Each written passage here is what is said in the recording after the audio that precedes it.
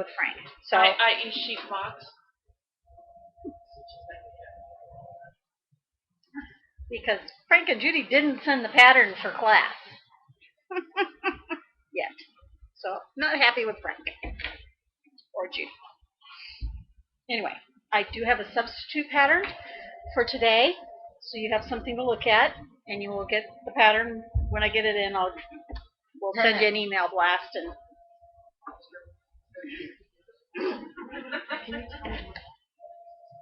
Water lilies. I can't remember the color. It's in my thing. All right. And you handed me things.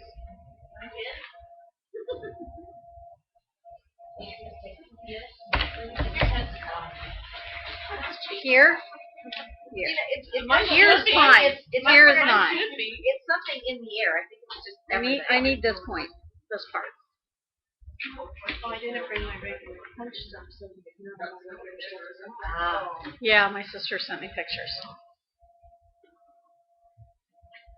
They got more snow down there than my dad did up in his park, so. But that's normal. Are we broadcasting already? Okay. Don't say anything you don't want to. Hi.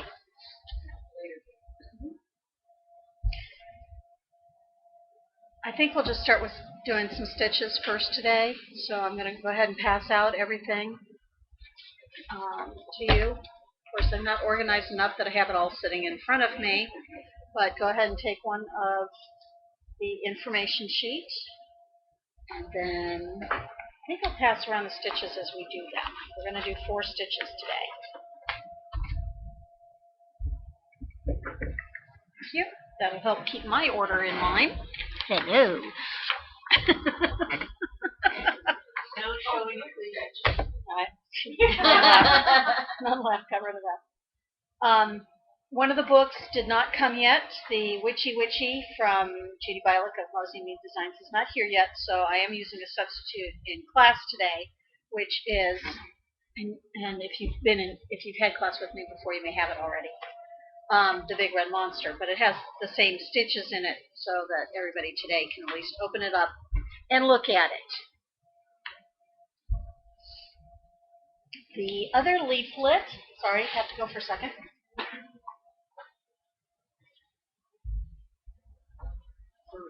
Oh, I do have one. I have 2. So 2 of you can go home today with the right chart. How's that? We'll send the newbies home the right chart here. Yeah, just go ahead and go ahead. It's in there, so. No, you're a newbie. The Sampler Club. The other chart is from Dinky Dyes. It's Bats and Cats Sampler. Very cute. So take one of those.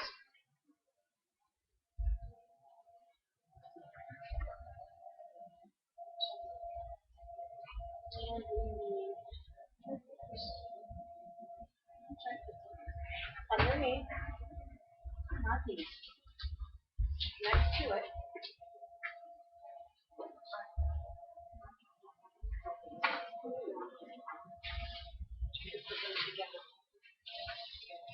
So you'll need to take 3 of these.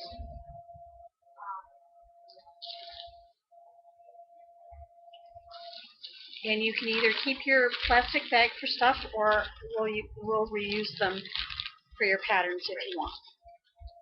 So which one do I need to work? You can give me back the Big Red Monster.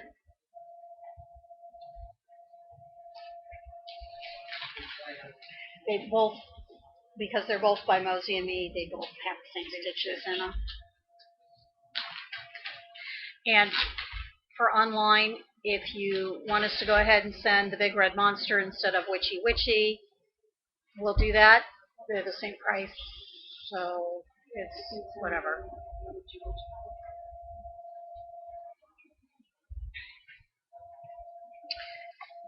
So if you go down, the first one will be in your Mosey and Me chart. It is the ermine stitch.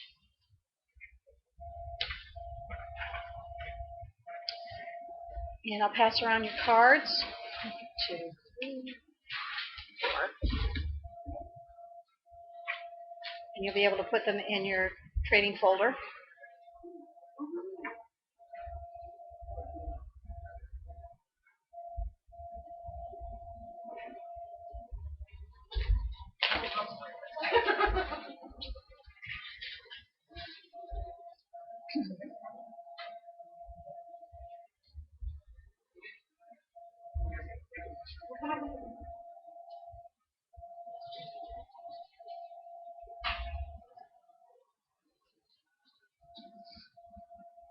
Each of the stitches in the ermine stitch, each individual grouping, is 6 threads high and 6 threads wide. And you start with the vertical stitch.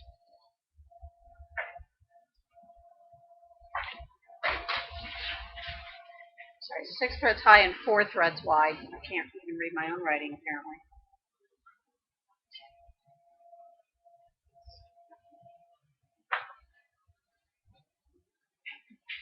Okay, the vertical stitch is over 6 threads.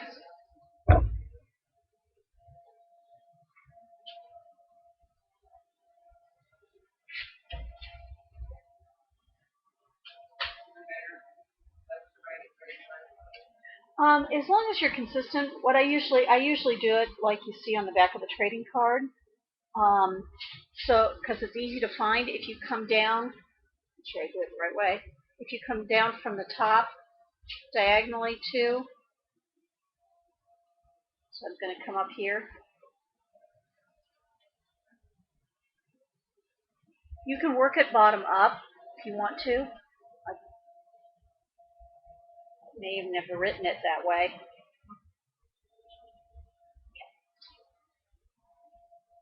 So I did 6 threads. I counted down 2, like a cross stitch. Came up here, crossed over, which is 1 up diagonally from the bottom.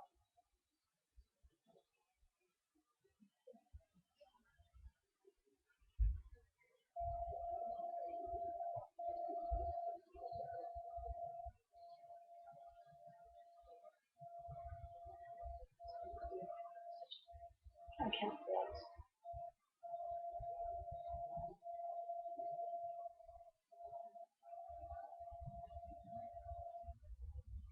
The reason I count threads instead of holes is because everybody counts their holes differently. If they count the one they come up in, they have to add 1 to every, so it'd be like 7 holes. If you don't count the one you come up in, it's still 6 holes. But it gets confusing. So then to do the other leg, she's going to be looking at the bottom, sorry. I'll undo that part. Try it again. I'm going to come up diagonally on the other side of the bottom and cross over, come down 2 threads over and 2 threads down from the top. And that completes the stitch.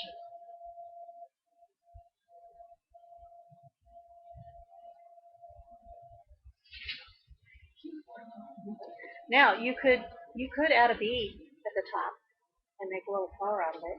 They do kind of look like fleur-de-lis. You can do them all together in a row so that these corners are touching. If you do them together, you're going to have 4 threads in between each vertical line. So you count over 4 from the bottom to start the next one.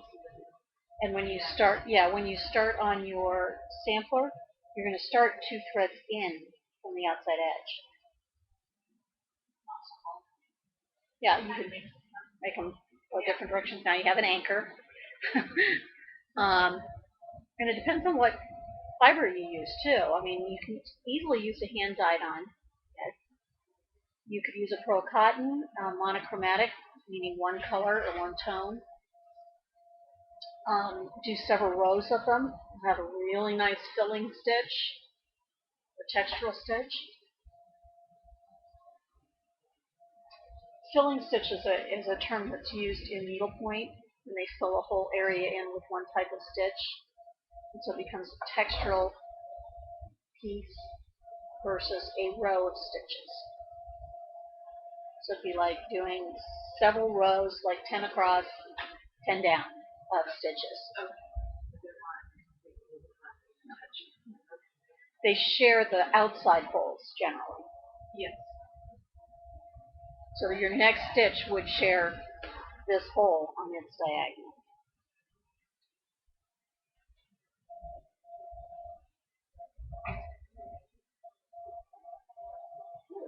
So you go from the down, you can go down to up.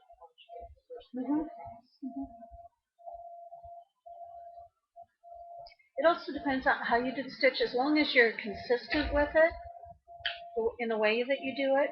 If you are push poke, you can try it one way. If you are a surface stitcher, meaning you tend to be a sewing method, you're going to want to find a way that's the easiest on your wrist. So you're not trying to go like this and stitch backwards toward yourself.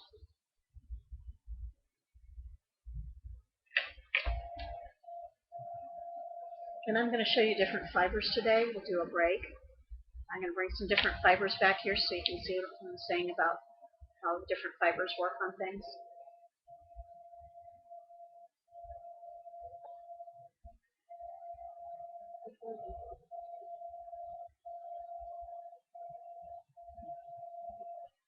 You can also, in your row, you don't have to have them share. You can leave maybe 2 threads in between. Not every row has to have all the stitches touching. You count the next one because you're going to do the verticals first every single time. I would count 4 over from the bottom.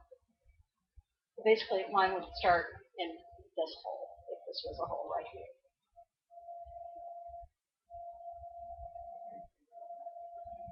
It's a pretty quick little stitch.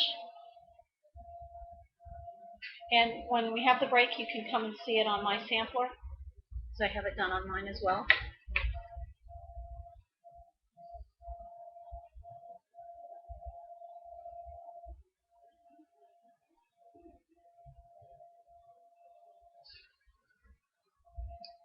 On which one it is on the Witchy Witchy pattern. If you're looking at the monster pattern, it's below his right hand. It's in red. Yeah. But you can also see how it looks like a fleur-de-lis because when they're touching, they kind of make an arc. It's also below his right hand, but almost towards the bottom of the arc.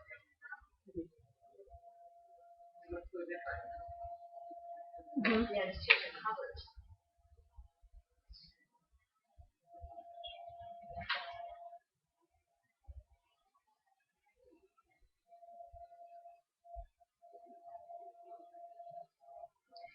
I do like the way Judy does her stitches because you can really read how to do them very easily in the diagrams. And when she shows you the chart, she just usually puts in 1 stitch, but you know to do them all the way across in that row. She blocks out the row for you so you know where you're doing it.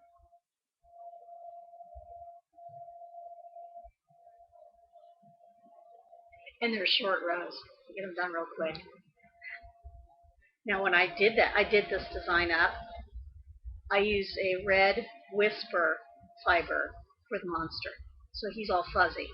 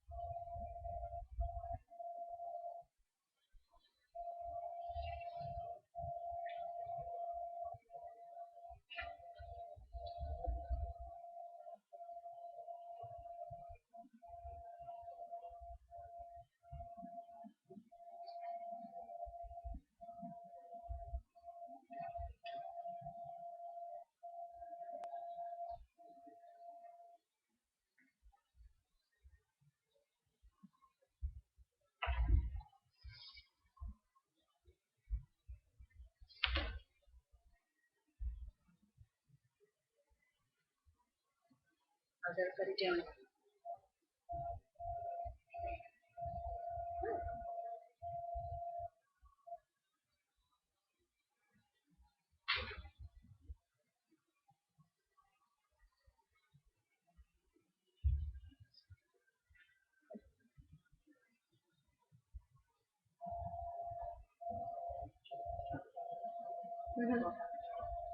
Right, because you're linking things together.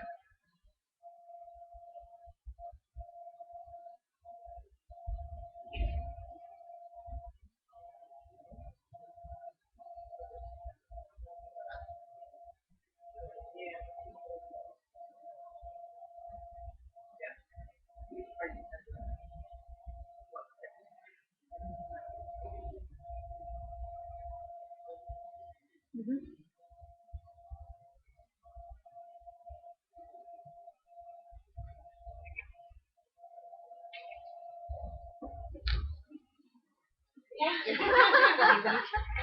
Don't worry, we'll do one of those stitches too.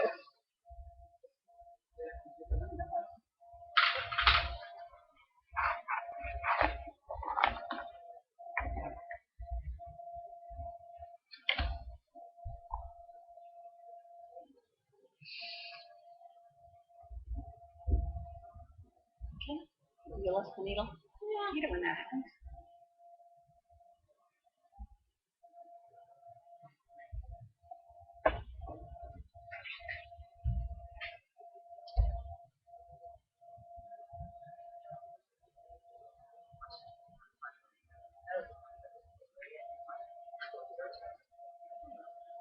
It'll do that, but it'll be 70 this week.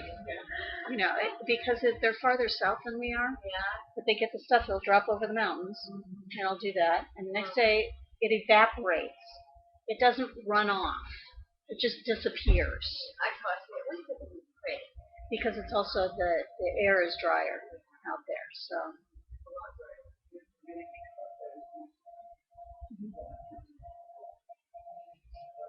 And I don't want humidity anymore.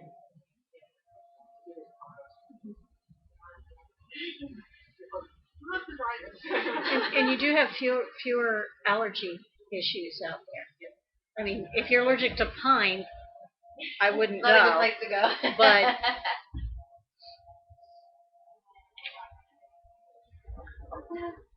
But if you did, I would say live on the east side of Denver because that's in the plains, rather than west side where you're starting to get up in the foothills. It's a big area, spread out. There's several areas. Denver, Lakeview, Carson City. There's one in Carson City.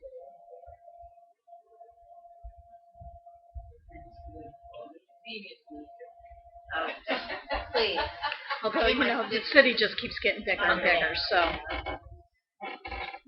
Yeah, it used to be that it was a 35 to 45 minute drive between Denver and Boulder, and you would see antelope. Now it's just houses all the way, and cars all the way. And, well, it's always a busy track back and forth, but it's worse now.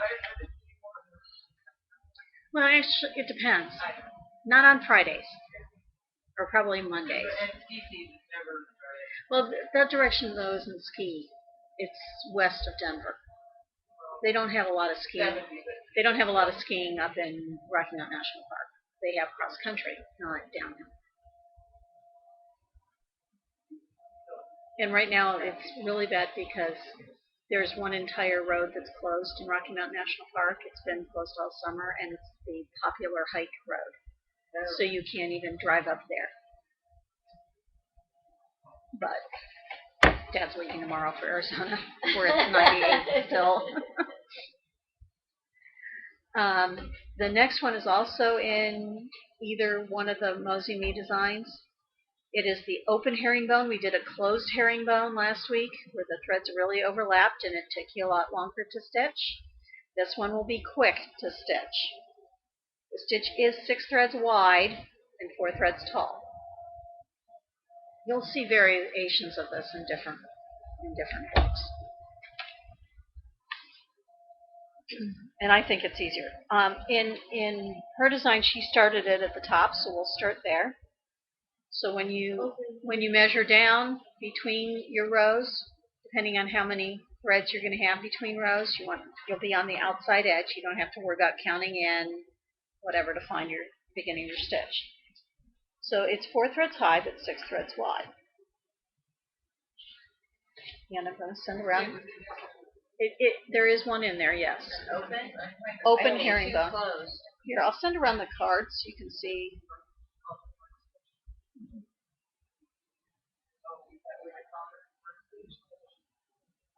See, I don't have the. No, it's a herringbone. Okay.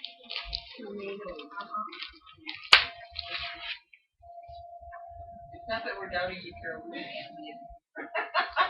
Maybe it was in the other design. That could be in the wrong book. Anyway.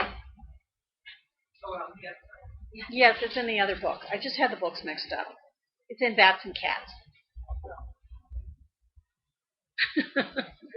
I'm sorry. And therefore the next stitch is not in Bats and Cats. It's in the Mosey and Me.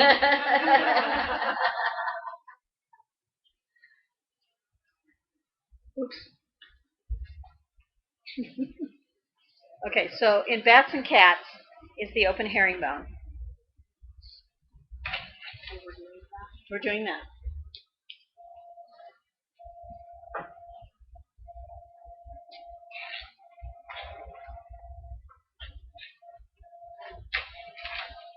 Just because I like you to get out every piece of thing.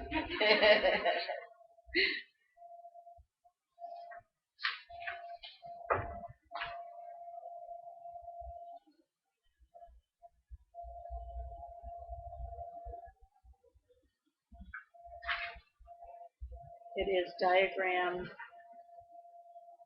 G. Yeah. Diagram G.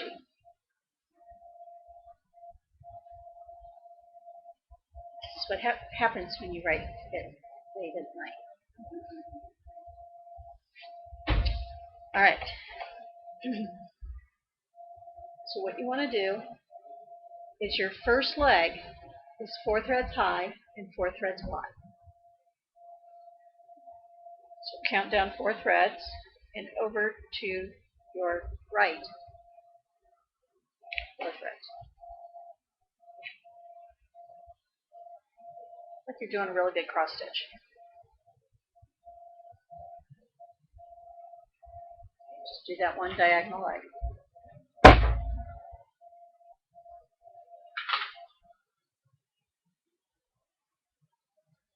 Like this. Big cross stitch. Except you're not making a cross stitch. Yeah, stop there. Just do the one leg and stop.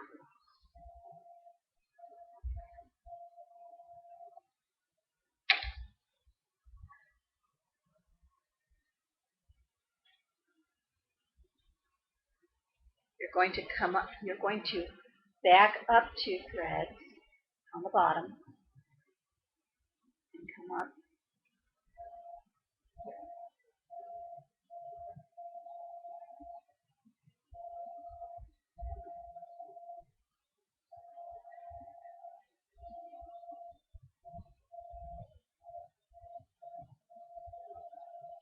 And cross up 4. Up 4 and over 4.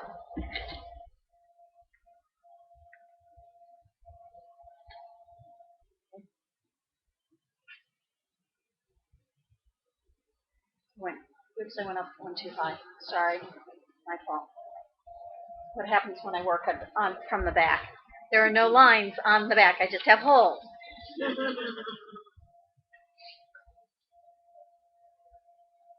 Okay. Back up 2 threads again. And then over 4. See how the pattern's starting to work? What you'll get on the back, as soon as I put in one more, is little lines. That's all you're going to see on the back. And what I do when I go to tie off is I'll weave in and out of those little lines and then come back 2 or 3 so it doesn't come out.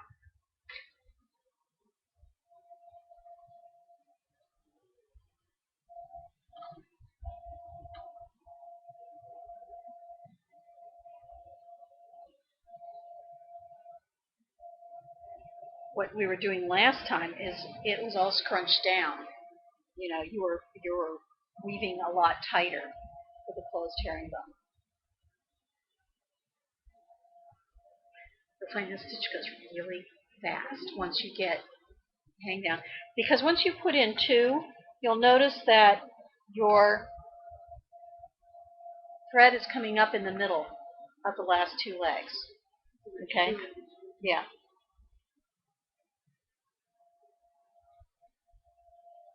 And when you get to the end of the row, you can tie off either by going down or coming up. It just depends on how many threads you have in your row. You can do say this is the end of my row. Well, I'd have to go down in the 3rd hole because I don't have a hole to go in for.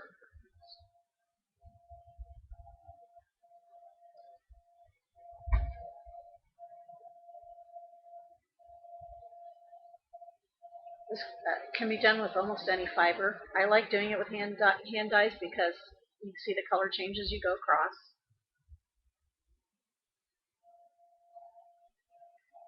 Now I put on a little note on there. You can railroad your thread. Railroading, because most of the time you're working with 2-ply, and you think the railroad tracks, you want your 2-plies to lay straight and next to each other. Okay? So when you go into, here's my 2 threads. When you go into your fabric, what you want to do is put your needle between those 2 threads. It'll keep them straighter when they lay, and they'll lay nicer on your fabric. That's what the term railroading means. It doesn't work if you're just using 1 ply. But even with 1 ply, it'll twist.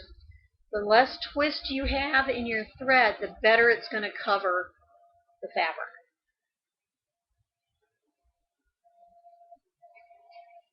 The other way to do this is with a laying tool, where you straighten out your thread and you stitch over the laying tool and down, and it helps lay. Anytime you're doing a stitch like this, you tend to turn your hand and turn the needle so it does twist on you, and it really makes a much prettier stitch if you can lay those threads flat.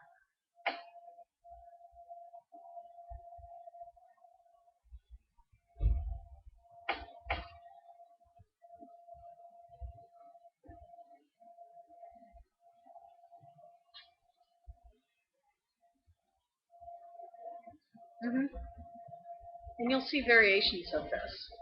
And you know where the herringbone comes from. This is the pattern they use in knitting on fishermen's sweaters. Those white sweaters. It was herringbone is from the herring fish, the bones in the fish, in the crisscrossing. Yeah, all those wonderful knit sweaters. Each fisherman's wife made up patterns, and each pattern was different on the sweaters, so that if something happened, they knew who it was. Yep. Microchipping.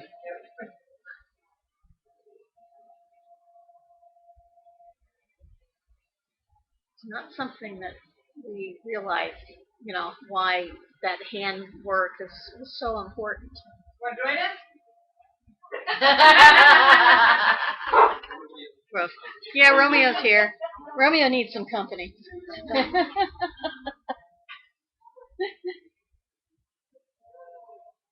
He's very friendly. But he doesn't stitch much. He puts up with me. You had a question? When you go to the next row, is there somewhere that you can shorten it to I don't know? That was the closed herringbone. So look back at the closed herringbone. I'm not sure. Right, but what I'm Within the saying- row or putting another row in? Putting another row in so that You could start it differently so that it's going to cross here yeah, rather than underneath this. right. that's So what you I- start yeah, 2 threads in. okay, so that it becomes Yeah. that's what we're asking. You probably will have to put what they call a compensating stitch in this end. Yeah, do Oh, okay. a partial stitch. That might Mm-hmm.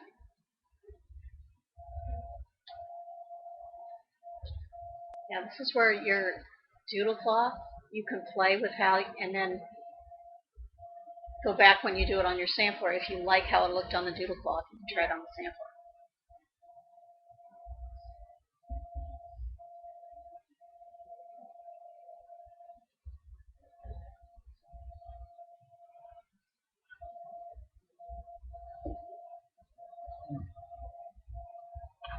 Is anybody on? Is anybody watching me? No. No, that's not good. We don't want Donna to have problems.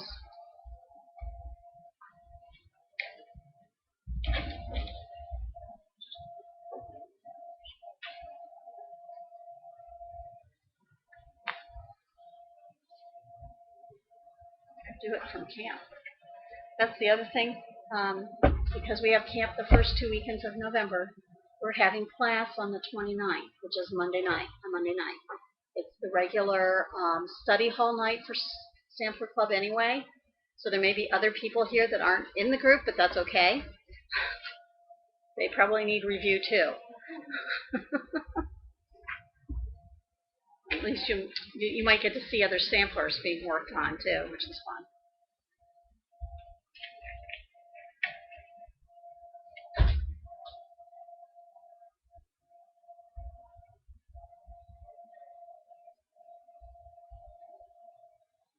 And now a word from our sponsor. Oh.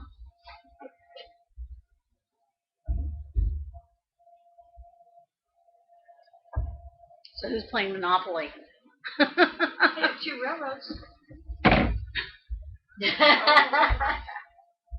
There's a couple I don't have 2 out of the 3, but Uh-huh. I'll never get Oh, the yeah. 3 out of the 3. So, but I have managed to win food, which is always a plus. Well, that's all we need.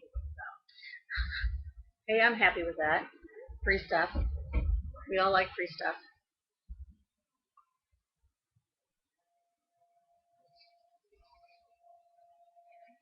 There are still a couple of spaces left for the second camp. Second weekend.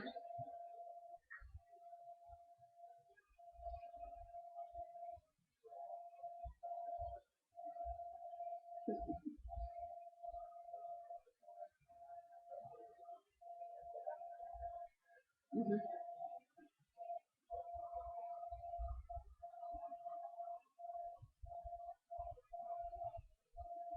Okay.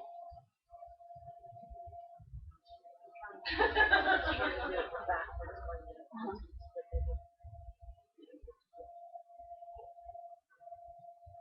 Yes.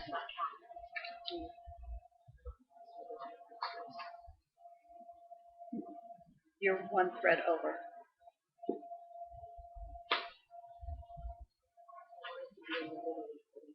Right. Your last leg was over 1 too many on the top row.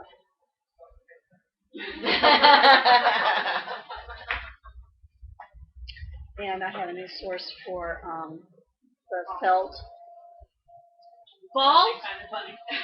Where you can buy. There's no minimums, and they have them by color. So you can buy as many red balls as you Or want. blue ones, as it were. Yeah. The handbag belts that had a new and they had created stitch. Unfortunately, handbag felt stuff, they have a $500 minimum order, Oh, I know that. Gosh. which is, several shops. Okay, so which, Because that's kind of so the leg on the last one, the top row is one over, yes, this one so it out. needs to go backward. Yes. Should do that. But then did I have the right idea in the second row? Yes, because I will show you how to do it. After this, yeah, let's go ahead and do the next thing, which you have to go back to your Mosey and Me pattern, because I have it wrong on this part, and everybody else I will cross out. You know, I will correct that.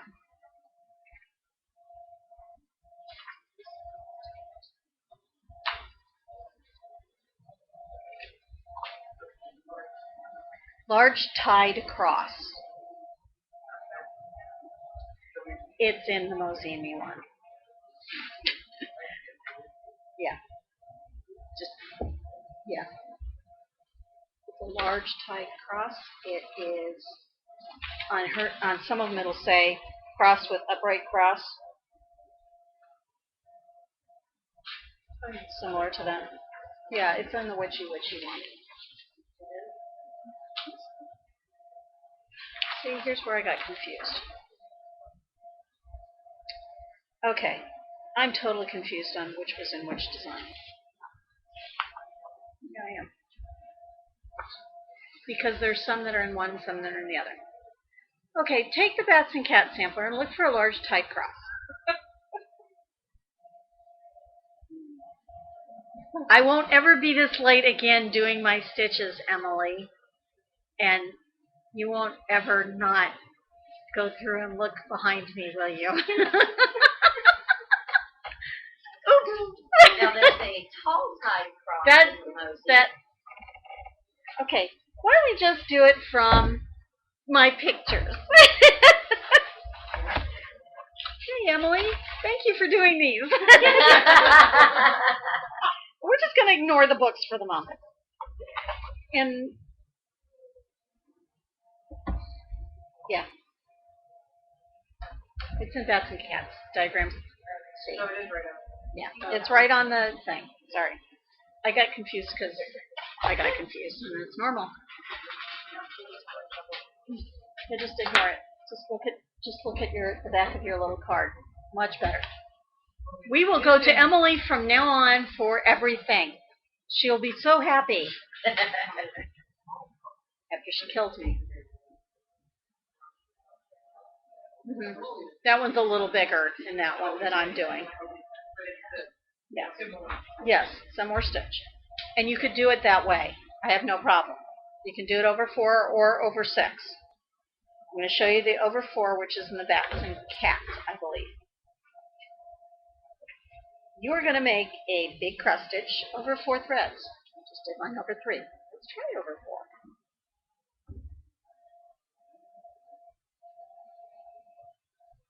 And I would work both legs. Which way did you do it?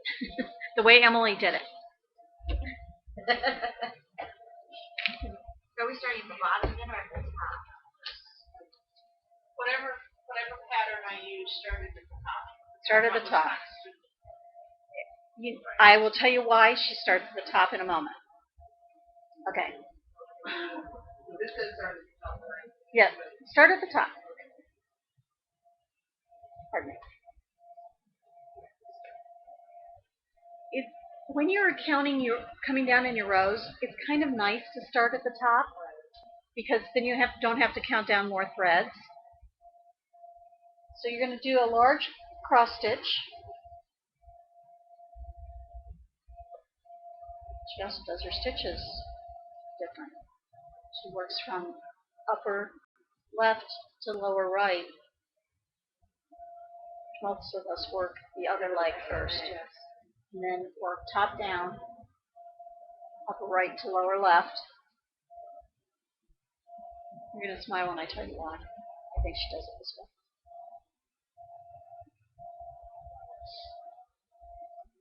Then you're going to put in what they call an upright cross or a plus sign on top of it. Now when I did mine on my piece, I did that with a different color of thread. So I did all the large crosses all the way across, and then I came back and did the tie downs. You can do it all with the same color, which is fine. It's pretty. And I also used a more rounded thread. I used wildflower threads or pearl cotton for the large part. Gives it a different dimension.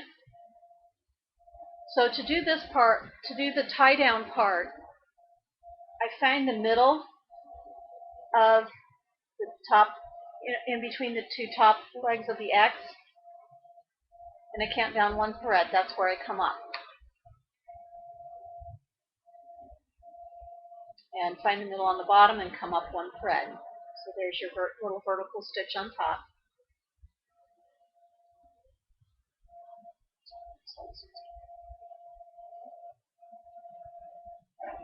And then you're going to go from left to right and cross over that horizontally.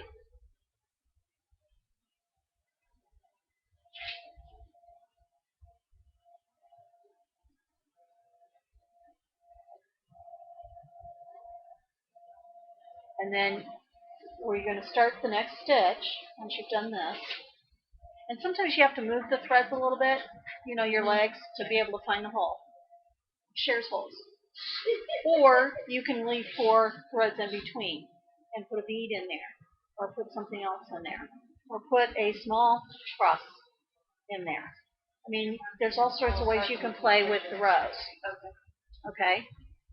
So right now we're just connecting them? Right now, just connect them. That way you get a row in.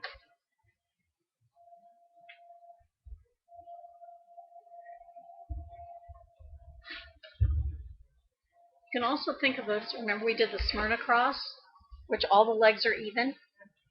And that's what this is. It's just you've taken the outside, or the second 2 legs, and shortened them up.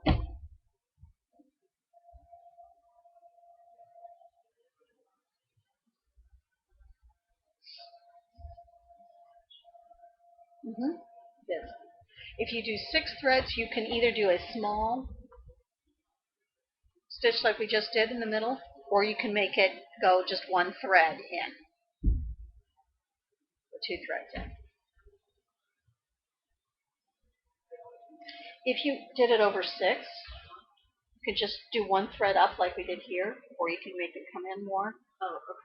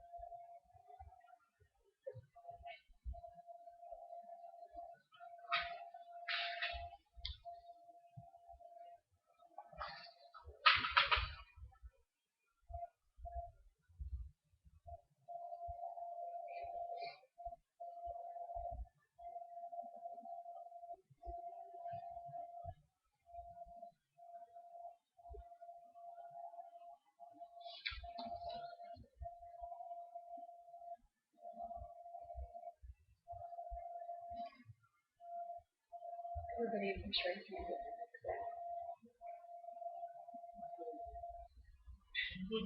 Do you usually stitch left-handed? Okay.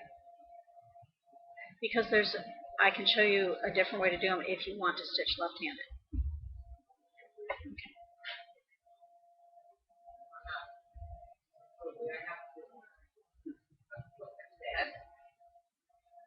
Well, there's some things that working your row from right to left instead of left to right works better. And a lot of times that is on pulled stitches. You haven't done any of those yet. So just remind me. Yeah.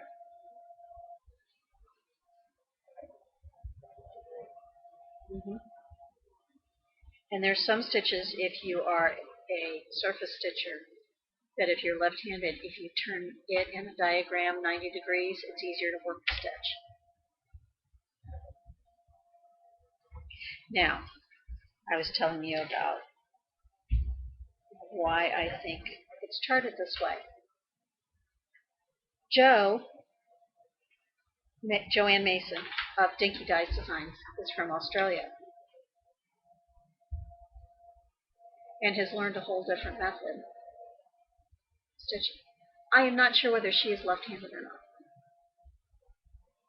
because everything goes different. And that's true.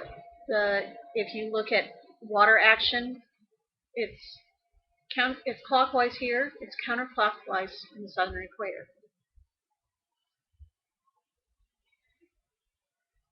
So it'd be more natural, especially if she is left-handed, and I don't know that for sure. It's more natural for her to do it this way in the way it's charted than it is for someone who's right-handed. And I've discovered that on Just Nan's charts, that some of her stitches, she works in a totally different format than anybody else. And I believe she is left-handed. Or at least the person who stitches them and charts them is. Yeah, just John. That's how he answers the phone. Just John.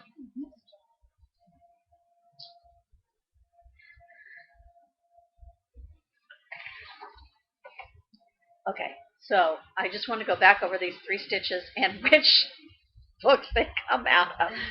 The first one is correct. The ermine stitch is out of Witchy Witchy, Mosey Me Designs. The open herringbone is in the Bats and Cats Samplers, Diagram G.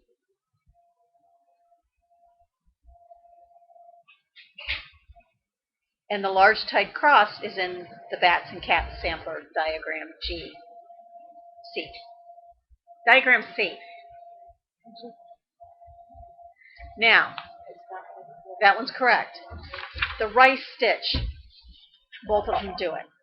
But I used, let me look at it again real quick.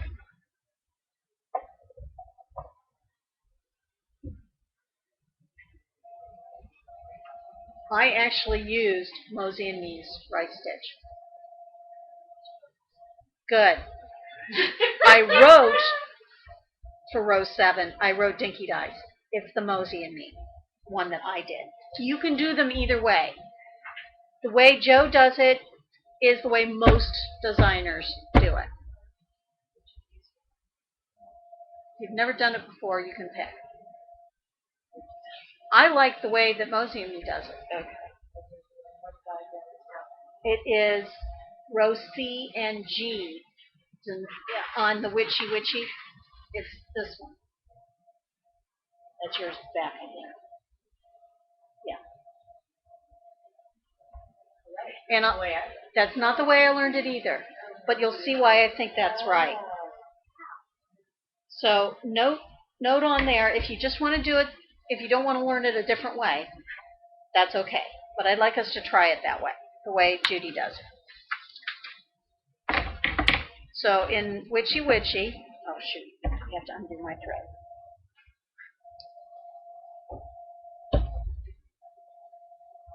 Normally you would cross each leg of this in succession. She doesn't do it that way. And if you're a surface stitcher, you're going to like this.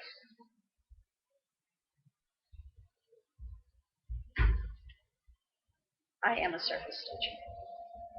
The other thing you don't want to do on any of these stitches is to pull your legs tight. You don't want to give...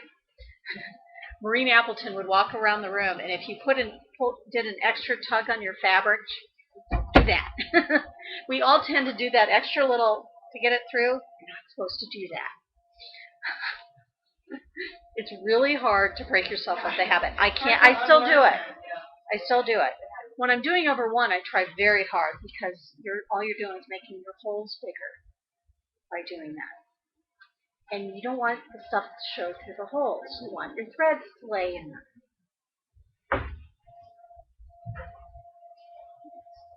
I don't know because I don't have that one in front of me.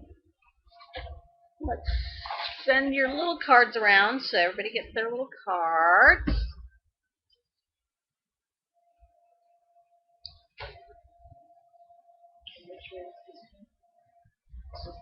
This is the way Mosey and me did it. And again, you're going to work a large cross stitch. In this case, you're going to work it bottom up and in the manner you're used to doing it, over 4 threads. So you work your lower left to upper right over 4.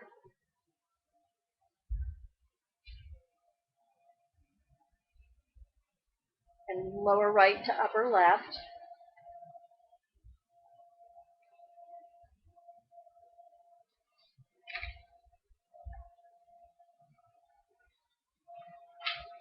Now here's where the difference is. Most designers will start up here and have you cross right here. Judy doesn't. Find the center bottom hole between the 2 legs.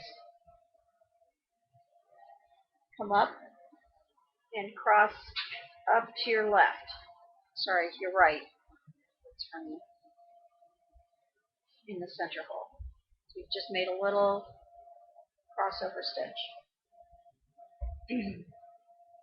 Then come up on this side right here between these 2 legs. So all you've done is you went down here, you come up here and cross over.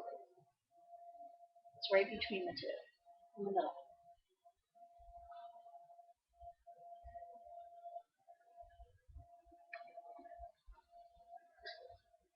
Then you come up on the side, cross this leg.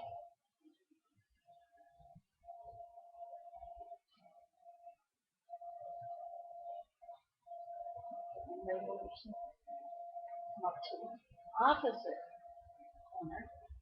You've already been in there, so it should be fairly easy to find. Cross up to the top.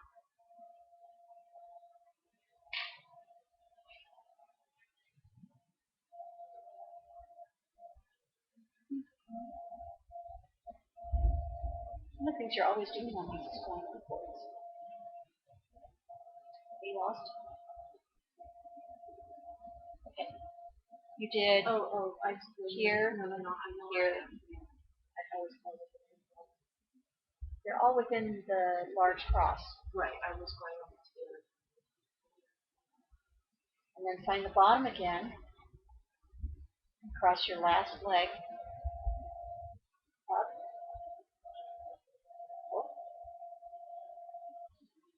So what you've done is made a box or a diamond around it.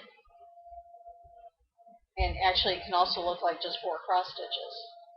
But you're not going down in the center. It's going to be tighter with your fiber than it is with mine. With 2 threads, it's going to close up everything. Do remember, if you're using 2-ply, I would railroad. It's going to cover a lot better. I'm going to undo it and do it again. Okay?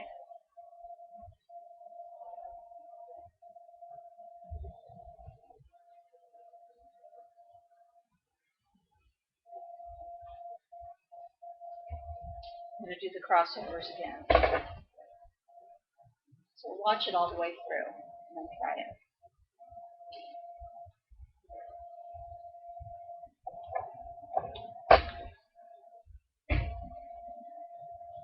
Okay, I did my don't stick through your thread. Let me just work on it. done your big cross stitch. See if I can all tell me if I'm getting it wrong. Study. Coming down in the center, right between the bottom two legs.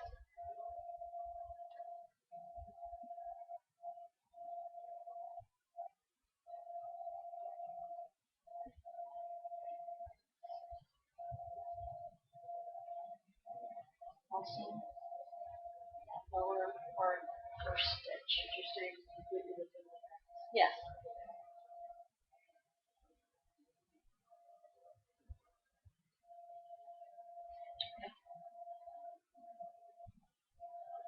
This side.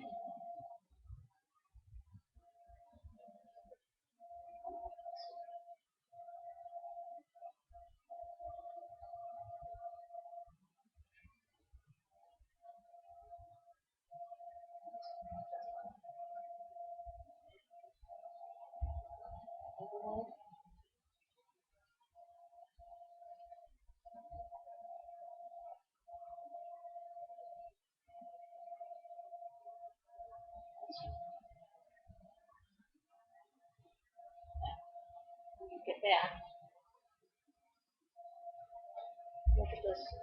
All of these cards have arrows within the thing and numbers. Usually when you have an odd number, that's where you're coming up from the back side of the fabric. And even numbers are where you're going down into the fabric. I did it wrong.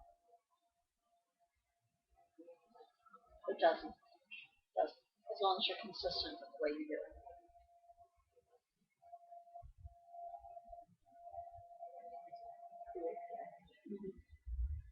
Now again, you can do a whole row of these. You can do like a grouping of them. Will create some real nice texture. You could leave spaces in between where you can put beads or something else. Small cross stitch.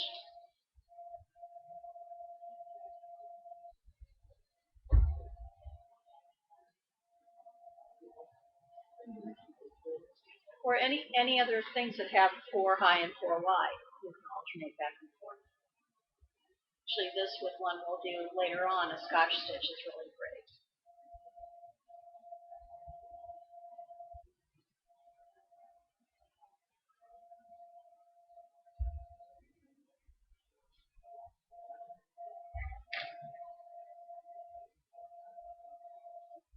And you can even see on this, with a little bit of color change.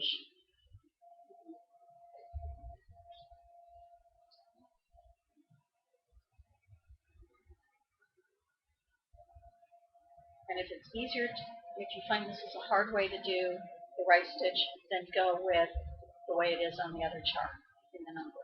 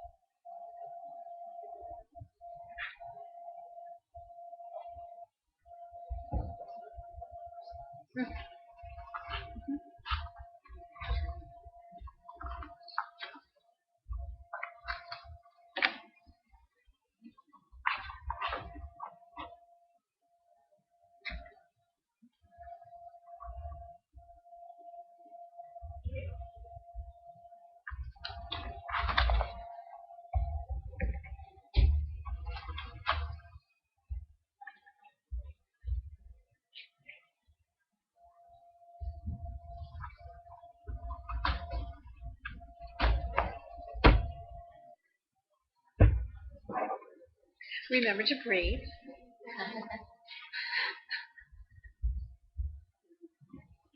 I know, you don't.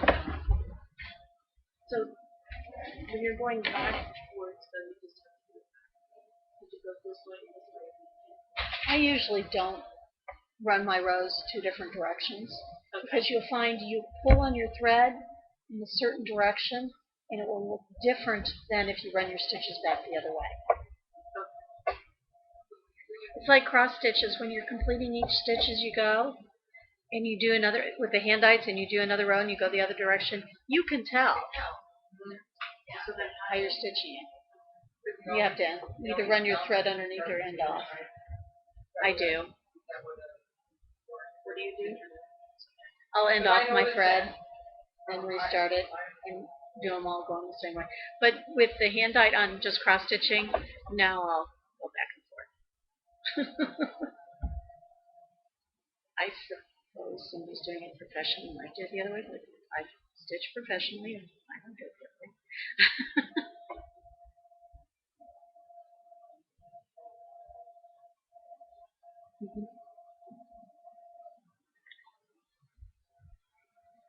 It's interesting though, I could tell when I had ended off one row and going one direction, and I start the next row in the same way. Those two rows look funny with the rest of it. Because you pull a certain direction, and when you're doing your stitch a different way, it's going to pull a different way. I've talked a little bit about railroading and how you do that. And we've talked a little bit about texture. I think it's important to have some textural areas on your piece. Even if you just take something and do 2 rows of it instead of 1 row. Or also when you're working on these, if you look on some of mine up here, there are areas like between the flowers or in a side of something. You could run a textural stitch there without, having it look too different. I have more textural stitches in between these little rows of flowers. They're monochromatic, they look more like the fabric, but you can tell it's still a hand dye, but it has a texture to it rather than looking at each leg of the stitch.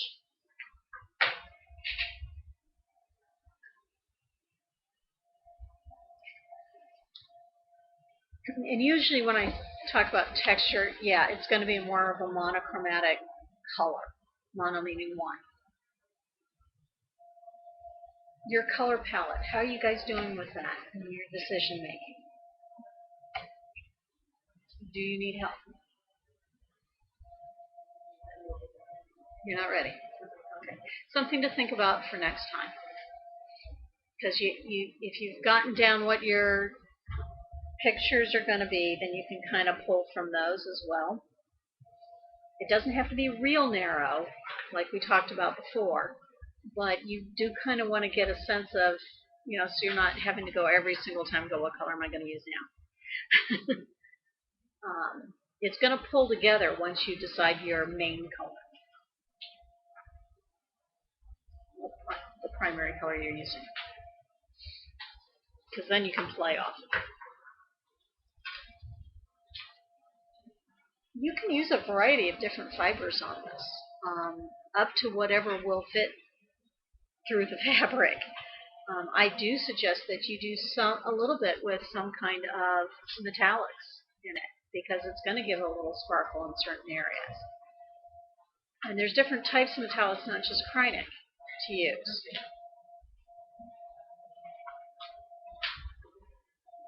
I've used everything from Whisper and fuzzy stuff, and what else have I used on my piece? I did use the bamboo thread, which is really nice. It's from Rainbow Gallery. It works just like floss, but it has a slightly different texture, so it's softer actually. Really nice fiber. That even if you like working a lot with DMCs, pull a couple of different hand dyes to try them, to see how they work. There's some that are really muted. You can hardly tell that there's any color change, but when you work a row, you're going to see a little bit of it. Silks are my other big thing. I love working with silk. There's only 1 or 2 fibers you have to watch out for. That's anything with wool in them. That if you're allergic to wool, don't use them. There are different thicknesses of things that can be used on your sample, and we're going to show some different ways to use them. You can also, on your images that you are putting on, play with fibers. My little bunnies, I use like Impressions, which is a wool and silk blend, and it can be fuzzed up. So they don't have to be exactly like the designer did them either. I encourage you to make up your own designs to put on.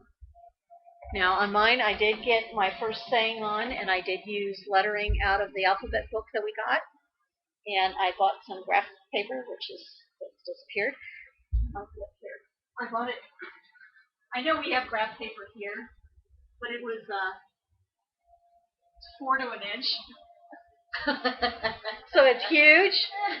And the whole thing is this. We also have 14 count, 18 count graph paper, so you know exactly how big it's going to be. And I took my letters and I drew them on here. It was really easy to see them when I went to stitch, but it was several rows long.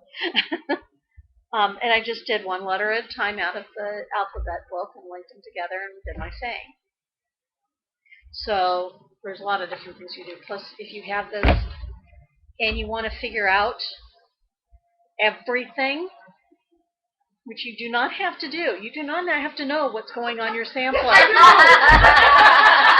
No, you don't, because you might want to change something. But you can take it, if you've counted how many stitches you have across and how many stitches long, you can use this, say this is every 5 stitches. So you can make your chart. You can figure out where you're basting for your stuff. Okay? So I'd recommend getting a pad paper and doing that. At least if, placement, because you can see if it doesn't look balanced to me, or it doesn't, it isn't flowing the way I wanted to. My first one that I ever did, and I should bring that in again, I didn't know what I was doing next. So, I changed. It's the most formal piece I have. But I did not know what I was doing from one row to another. So that's not something you have to know. It is not required. It is not required in this class. You may not have all your pieces, but If you have an idea of what you want to do, I just do the stitches in order of the class because. well, yeah, but I'm talking about you have the blocks of them that where the blocks would go, so that you have a certain flow. You don't have to do everything. I think I have a better visual of cooking. And I think as I get more experience, that will be. Yes. Or not. I'm only saying not.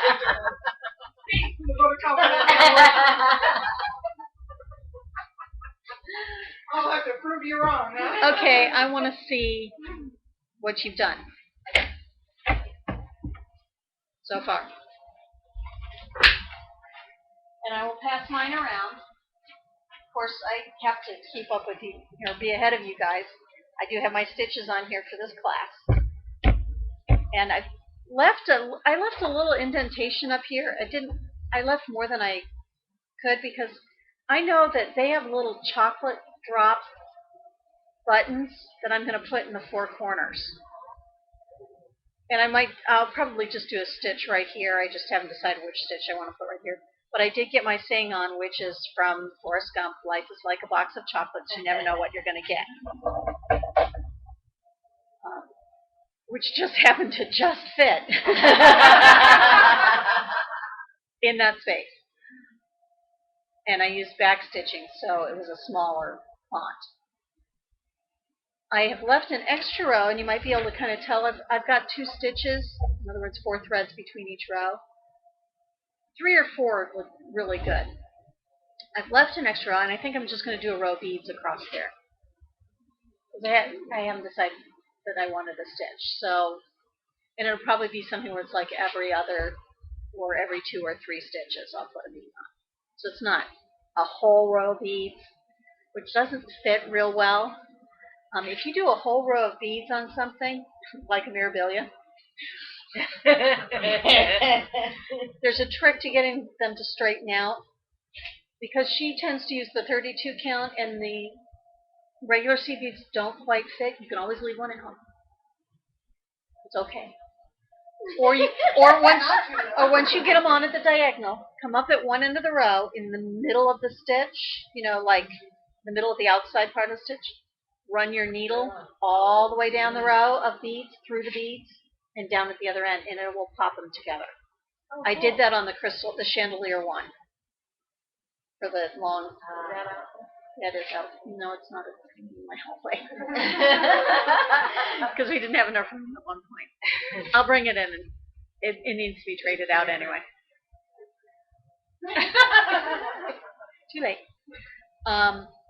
But I'll pass mine around so you can see it. Let's hold all of them up, and maybe we should walk around and look at them instead. She's got her basted. Good. So next you can put it on your scroll frame. Okay, I'm just asking, she has her ABCs in the middle. Do I need to baste anything? If you'd like to, you if I can know baste what's it gonna out. be there? Yes. That's why I haven't put it on the scroll. You can do then or a four. Yeah. Can I do it afterwards? Yeah, After you it's can. on the scroll? Sure. Okay. This is Tracy Wentworth.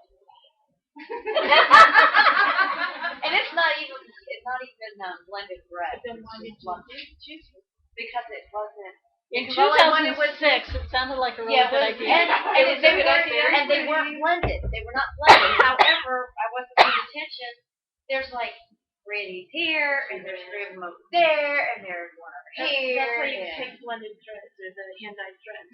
Well, this was my first one. It was the first time I was doing everything the way the chart said. Now, knowing now what I didn't know then is, had I realized it was like that, I would have gotten it overnight and just done the stuff. Had it been done. I'm happy to try it. No, it's now personal. It's Oh, it's an issue finished. now. Okay. Yes. I would like to see that section finished Yeah. That's. by the end of January. I gave you an extra month. I was going to say the end of I December. appreciate it, but I was going to say by the end of the Mayan so, calendar, yeah. but Oh. All right, end of January. end of January. I can do. Okay. Said that out loud. Yeah, I'm gonna. And stitch nights. And all We're sorts moving of- back to Hannah, so it's gonna make it easier to get her on. What happens if you go to Colorado instead? Then we won't have to. Yes, we I will. will be online. Yes, you will. Okay. Yeah, I'll be getting a surprise visit. We're having a stitch night. I'm there. Okay. I did that with a shop owner. Vanessa's. How you doing? I just searched for it. I went online Yay. and I found, but I found more of that orange. Uh-huh.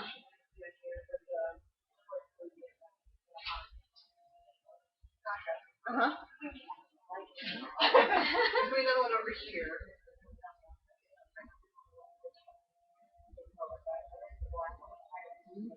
Mm-hmm. Ooh.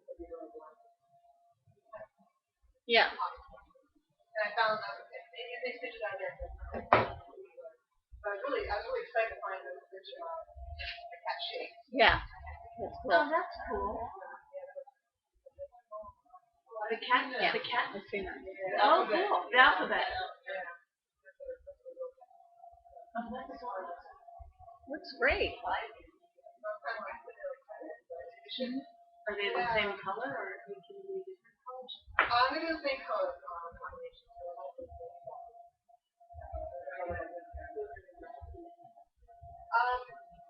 It's gonna be a different one.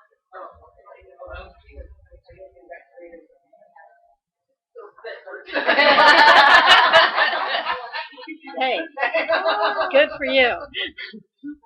That's a pretty creative thing, actually.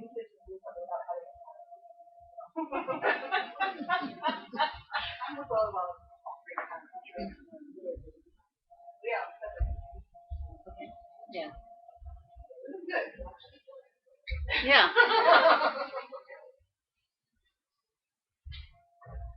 I started with my feet.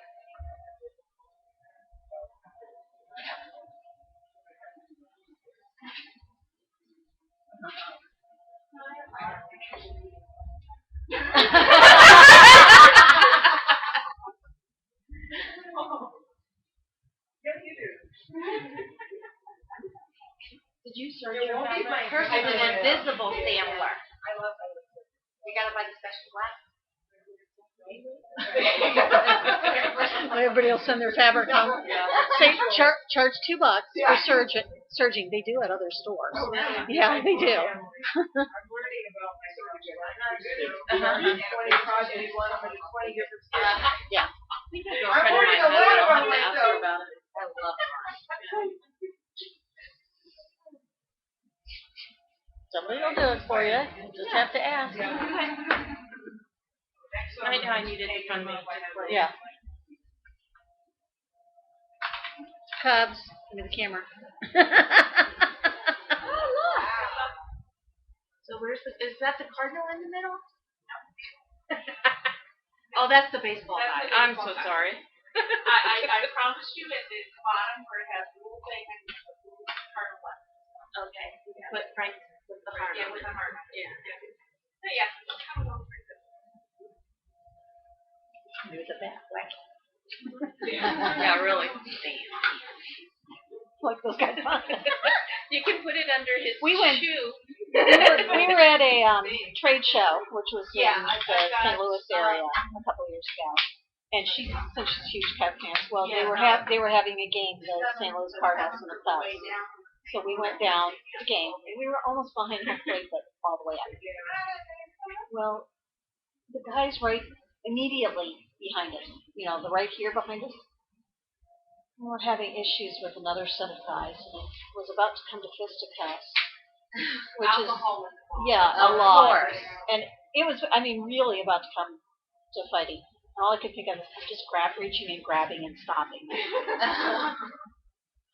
Because I didn't want to get hit. I didn't want her to get hit. Or you don't want to beer them. Well, it was kind of over that. They'd gone through that. There was no beer. Yeah, it was gone.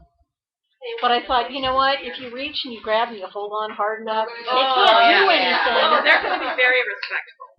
And somebody will go get the cops. My favorite line, though, was that one guy who was trying to sell insurance to that poor family. He was drunker and mean During and the game? stupid. I thought, take his card and call his boss. Yeah, really.